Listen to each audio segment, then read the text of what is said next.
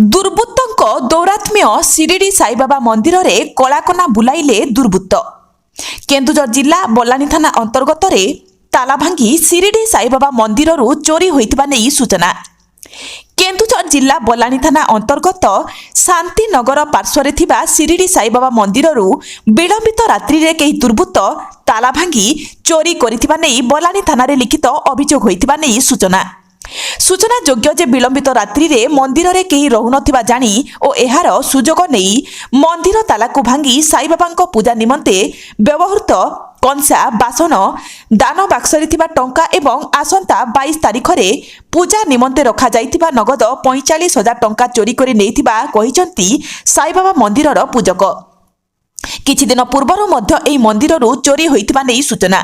ତେବେ ଶାନ୍ତିନଗର ଅଞ୍ଚଳରେ ଦିନକୁ ଦିନ ଚୋରି ସଂଖ୍ୟା ବଢ଼ି ଚାଲିଥିବା ବେଳେ ଏଭଳି କାରବାରରେ ସମ୍ପୃକ୍ତ ଥିବା ଚୋରକୁ ଏଯାଏଁ ଧରାଯାଇ ପାରିନଥିବାରୁ ବୁଦ୍ଧିଜୀବୀ ମହଲରେ ଅସନ୍ତୋଷ ଦେଖାଦେଇଛି। ଏହି ଅଞ୍ଚଳରେ ପ୍ରାୟ ସମୟରେ ଚୋରି ହୋଇଥିବାରୁ ଆଖପାଖ ଅଞ୍ଚଳରେ ଏକ ପ୍ରକାର ଭୟର ବାତାବରଣ ସୃଷ୍ଟି ହୋଇଥିବା ଦେଖିବାକୁ ମିଳୁଛି। ତେବେ ଘଟଣାସ୍ଥଳରେ ପୋଲିସ ପହଞ୍ଚି ଘଟଣା ସମ୍ପର୍କରେ ତଦନ୍ତ ଚଳାଇଥିବା ନେଇ ସୂଚନା। କେନ୍ଦୁଝର ଜିଲ୍ଲାରୁ ସରୋଜ କୁମାର ମହାପାତ୍ରଙ୍କ ରିପୋର୍ଟ।